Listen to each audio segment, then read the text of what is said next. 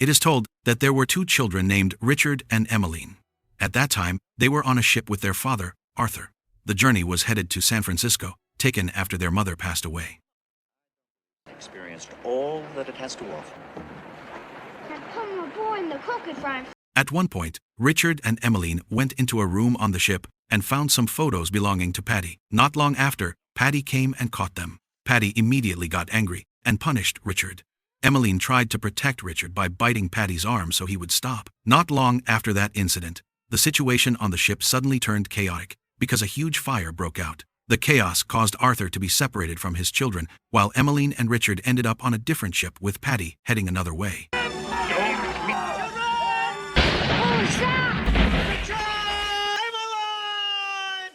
After drifting at sea for a long time, the three of them finally ran aground and found a nearby island. Patty, who realized it, quickly headed to the same island. After arriving, the three of them began trying to survive by looking for food. They bathed in a small river and ate bananas that Patty found.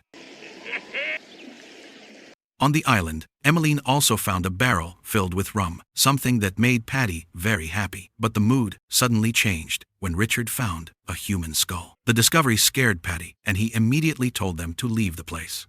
Since then, they often watched the sea, hoping Arthur's ship would pass by one day. At one point, Emmeline, who was still naive, ate some fruit carelessly. Patty immediately panicked because the fruit was poisonous, then warned her not to eat anything they found. Just leave them perish. In the following days, they lived their lives together on the island. Patty tried to teach Richard and Emmeline various important things so they could survive.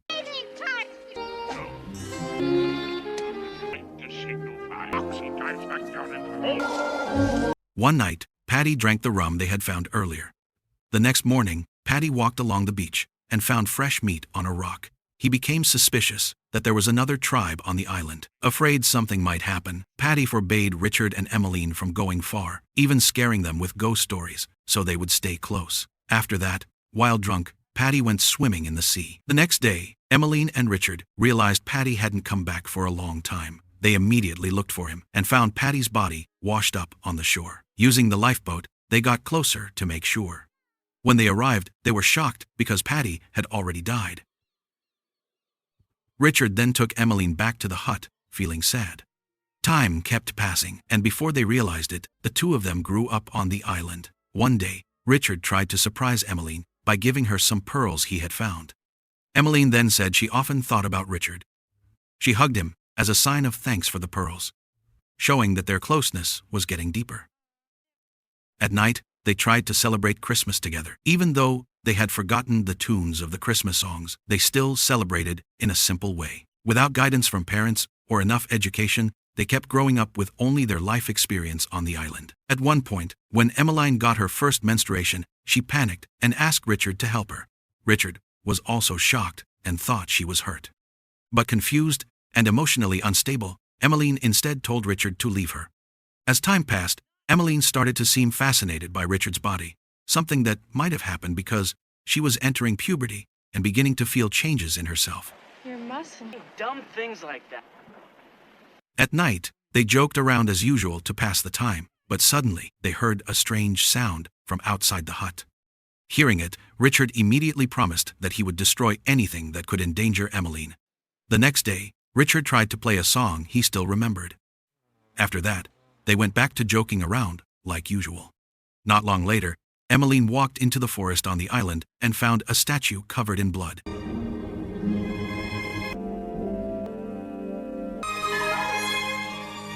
The discovery made her very scared. Emmeline immediately told Richard what she had seen. Instead of calming down, Richard got angry because she had gone into the forest without him knowing. That night, Emmeline woke up from a nightmare.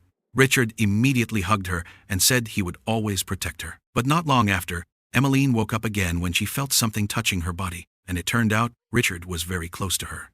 Emmeline immediately told Richard to move away. Since then, Richard became cold toward her and spent more time alone on the beach. When Emmeline tried to approach him, Richard drove her away because he was still upset. One day, they saw a ship passing in the distance. Richard quickly tried to light a fire as a signal. Unfortunately, the ship had already gone before the fire could be lit.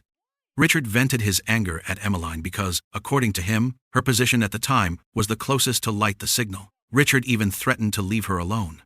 But when Richard tried to get on his boat, he had trouble controlling it, which actually made Emmeline laugh at him. They then mocked each other until Emmeline accidentally threw a coconut that hit Richard's head. That made Richard even angrier, and he drove Emmeline out of the hut.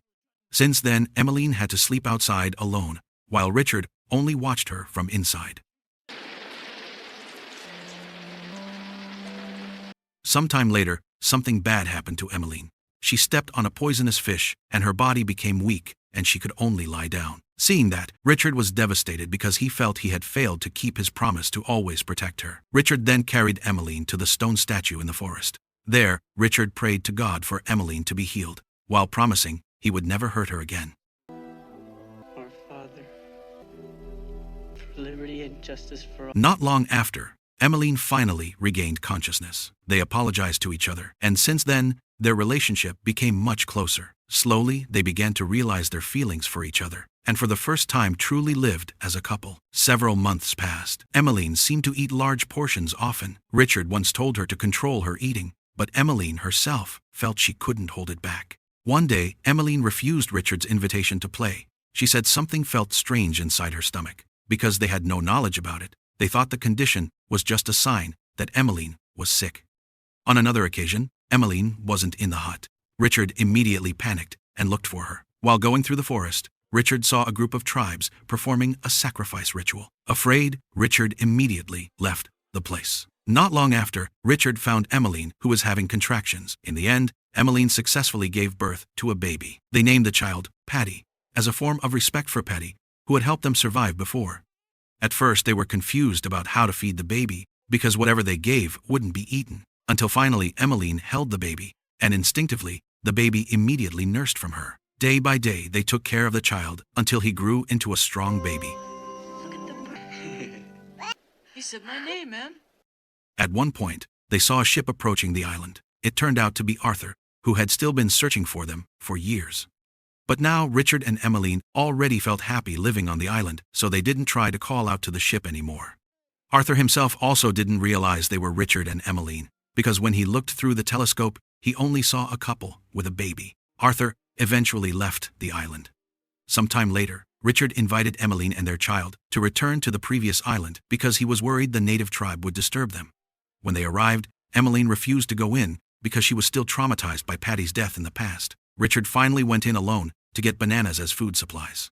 Meanwhile, Emmeline waited in the boat. Without realizing it, she fell asleep, then woke up when little Patty threw an oar into the sea. Richard, who saw their boat starting to drift away, immediately jumped into the sea and swam after it.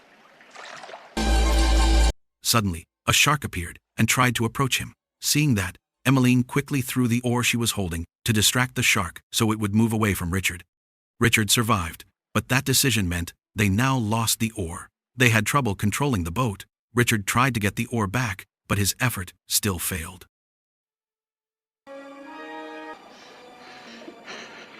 One day, Richard and Emmeline woke up and were shocked to see their child had eaten poisonous fruit. They immediately panicked and tried to get the fruit out as fast as possible. Unfortunately, little Patty had already eaten several of them.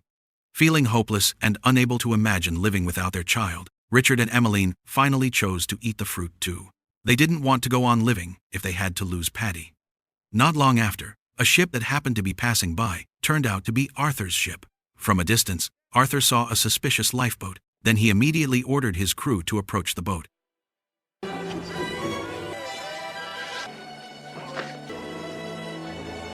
When they arrived, everyone thought Richard, Emmeline, and their child were already dead because they weren't moving at all. But after checking their pulse, it turned out they were still alive.